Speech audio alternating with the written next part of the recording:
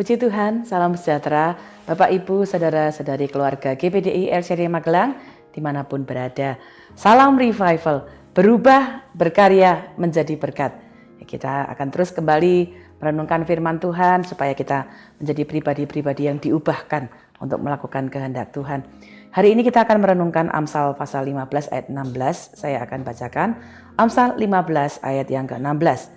Lebih baik sedikit barang dengan disertai takut akan Tuhan daripada banyak harta dengan disertai kecemasan.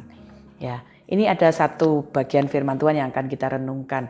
Ada satu perbandingan yang dibuat oleh Salomo bahwa sedikit barang disertai takut akan Tuhan itu lebih baik daripada harta yang disertai kecemasan.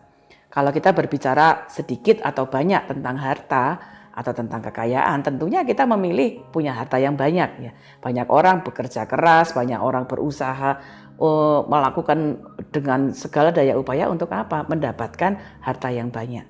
Tapi hari ini kita akan belajar bahwa Salomo tercatat dalam firman Tuhan dia seorang yang kaya, dia punya segalanya. Firman Allah mencatat bahwa dia punya harta yang sangat luar biasa.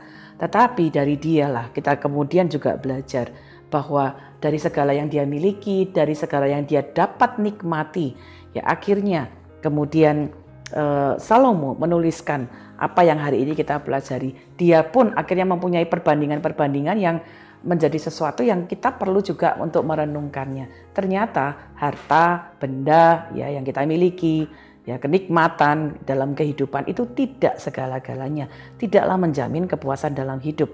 Pengkhotbah 12 ayat 13 mencatat setelah menikmati semua hal dalam kehidupannya, mencapai apa yang dia inginkan, apa yang dia mau, ya sesuka hatinya, Salomo justru kemudian membuat satu kesimpulan. Pengkhotbah 12 ayat 13 mencatat demikian. Akhir kata dari segala yang didengar ialah takutlah akan Allah dan berpeganglah pada perintah-perintahnya, karena ini adalah kewajiban setiap orang. Ternyata ada satu kunci kehidupan yang sangat penting ya ketika kita menikmati apapun dalam hidup ini yang Tuhan izinkan untuk kita nikmati harus disertai oleh takut akan Tuhan. Ya, Salomo memberikan satu kunci dalam kehidupan ini. Waktu mau menikmati apapun dalam hidup ini, kalau kita punya sesuatu yang Tuhan percayakan, bukan berarti kita tidak boleh punya harta. Tentunya kita boleh berusaha menikmati dan mencapai keberhasilan-keberhasilan dengan apa yang kita miliki. Tetapi ada satu kunci, harus disertai takut akan Tuhan. Ya, apa yang dimaksud dengan takut akan Tuhan? Amsal 8 ayat 13 mencatat demikian. Takut akan Tuhan ialah membenci kejahatan.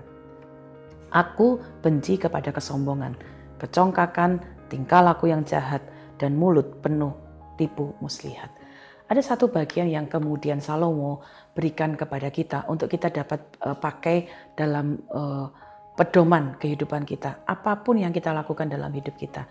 Ketika kita dipercayakan oleh Tuhan untuk menikmati banyak hal dalam hidup ini, mungkin kita dipercayakan ada harta, dipercayakan ada kedudukan, dipercayakan ada keberhasilan, dipercayakan untuk menikmati banyak hal, sertai itu dengan takut akan Tuhan. Artinya waktu kita dipercayakan untuk melakukan banyak hal, memperoleh banyak hal, Bapak Ibu mungkin punya kesempatan untuk mengerjakan hal-hal yang kemudian menguntungkan bagi kita, kerjakan dengan penuh kejujuran. Takut akan Tuhan artinya menjauhi kejahatan. Waktu kita berusaha, jangan melakukan hal-hal yang curang demi kita mendapatkan keuntungan. Jangan kemudian menjatuhkan rekan bisnis kita demi kita mendapatkan keuntungan. Kalau mau kemudian kita menikmati jerih payah kita, firman Allah mengatakan perlu disertai oleh takut akan Tuhan. Kalau kemudian kita punya banyak harta, diberi Tuhan kenikmatan, silakan nikmati dengan baik. Tetapi kemudian takut akan Tuhan adalah juga kita belajar untuk kemudian mengikuti kehendak Tuhan. Kita memiliki kekayaan bukan untuk kita nikmati sendiri. Kita belajar juga untuk menjadi pribadi yang memperhatikan kebutuhan orang-orang yang ada di sekitar kita. Karena ketika kita melakukan segala sesuatu dalam hidup kita, terutama pengelolaan keuangan kita, pengelolaan kekayaan kita atur dengan baik ya. Kita menggunakannya dengan baik. Ya, firman Allah berkata ketika kita melakukannya takut akan Tuhan, ada berkat-berkat yang luar biasa ya. Takut akan Tuhan adalah bagian yang perlu menjadi kunci kehidupan kita. Kunci hidup kita dalam kita melakukan segala hal Ya, secara khusus di dalam Amsal 15 ayat 16 dalam cara penggunaan harta kita ya, benda-benda yang kita miliki, barang-barang yang Tuhan percayakan, bagaimana mengelolanya. Ya, dengan takut akan Tuhan, kita akan mendapatkan dua berkat yang luar biasa. Ya, secara khusus saya ingin membahasnya hari ini. Yang pertama, waktu kita takut akan Tuhan, Amsal 1 ayat 7 menjelaskan bahwa takut akan Tuhan adalah permulaan pengetahuan, tetapi orang bodoh menghina hikmat dan didikan. Waktu seseorang takut akan Tuhan, mendasarkan segala sesuatu pada takut akan Tuhan. Ya, artinya dia menyadari hartanya dari Tuhan, kemampuannya dari Tuhan. Seseorang tidak akan kemudian menyombongkan diri.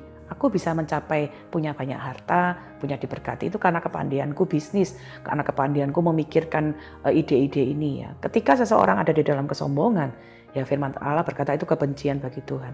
Tetapi orang yang takut akan Tuhan ketika dia mau berusaha, ketika dia mau membuka atau memperluas bisnisnya, dia membawanya dalam doa, Tuhan, aku mau memperluas bisnisku, bagaimana caranya? Tuhan, bagaimana saya mengembangkan bisnis ini? Ya firman Tuhan berkata takut akan Tuhan adalah permulaan pengetahuan. Waktu seseorang kemudian meletakkan dasar takut akan Tuhan, maka firman Allah berkata dia dapat pengetahuan. Artinya apa? Kita diberi kebijaksanaan.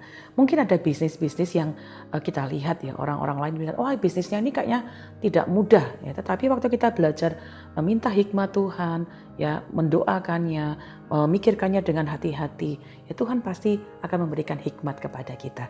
Karena itu mari jadi pribadi-pribadi yang takut akan Tuhan, supaya ya apapun yang kita nikmati, yang Tuhan percayakan kepada kita, kita bisa nikmati dengan baik. Kemudian takut akan Tuhan juga membawa kita mendapatkan petunjuk Tuhan. Mazmur 25 ayat 12-14 mencatat demikian. Siapakah orang yang takut akan Tuhan? Kepadanya Tuhan menunjukkan jalan yang harus dipilihnya. Orang itu sendiri akan menetap dalam kebahagiaan dan anak cucunya akan mewarisi bumi. Tuhan bergaul karib dengan orang yang takut akan Dia dan perjanjiannya diberitahukannya kepada mereka. Menjadi orang yang takut akan Tuhan itu adalah orang yang kemudian mencari kebenaran Tuhan melalui doa kita, melalui kedekatan kita dengan Tuhan. Nah, Bapak Ibu ayat ini berkata orang yang takut akan Tuhan, Tuhan akan menunjukkan jalan. Apa yang harus kita pilih? Bukankah setiap hari kita bertemu dengan banyak pilihan ya? Apa yang kita harus putuskan? Ya, secara khusus dalam cara kita memperoleh secara finansial kebutuhan-kebutuhan kita. Banyak hal yang kita harus putuskan. Orang yang takut akan Tuhan, firman Allah berkata, Tuhan itu bergaul karib. Sehingga Tuhan akan menolong kita untuk memberitahu kita petunjuk-petunjuknya apa yang kita harus lakukan. Ya, kemudian berkat dari Tuhan ya akan orang-orang yang takut akan Tuhan juga akan mendapatkan kebahagiaan. Ya, ada orang-orang yang kemudian berpikir bahwa semakin saya dapat uang yang banyak, saya akan bahagia. Tetapi pada kenyataannya ternyata tidak selalu demikian. Ada orang yang punya kekayaan yang bertambah, justru dia punya kecemasan yang bertambah-tambah pula. Itu sebabnya Amsal 15 ayat 16 berkata demikian. Ada orang yang punya banyak harta tapi disertai kecemasan, sehingga dia tidak mendapatkan kedamaian, kebahagiaan untuk menikmati apa yang dia miliki. Mazmur 112 ayat 1-3 berkata demikian. Berbahagialah orang yang takut akan Tuhan, yang sangat suka kepada segala perintahnya. Anak cucunya akan perkasa di bumi, angkatan orang benar akan diberkati. Harta dan kekayaan ada di dalam rumahnya, kebajikan tetap untuk selamanya. Takut akan Tuhan, suka akan perintahnya. Bapak Ibu, mari kita jadi pribadi yang takut akan Tuhan, suka akan perintahnya. Membaca firman Tuhan itu adalah bagian kita suka akan perintahnya. Bagaimana kita tahu perintah Tuhan? Ya baca firman-Nya, baca setiap petunjuknya. Firman Allah berkata, orang yang takut akan Tuhan dan suka perintahnya, dia akan menjadi orang yang berbahagia. Nah, ini mungkin bukan sesuatu yang menjadi mudah untuk kemudian orang mengerti. Saya baca firman, kemudian saya bahagia. Karena sebenarnya firman Allah itu hidup dan firman itu memberikan kedamaian kepada kita. Jadi firman Allah sedang mengajarkan kepada kita kebahagiaan. Bukan semata-mata terletak pada apa yang kita miliki, pada harta kita. Karena harta itu bisa lenyap, harta itu bisa habis. Dan kalau kita meletakkan kebahagiaan kita kepada harta, ketika harta itu lenyap, kebahagiaan kita pun akan ikut lenyap.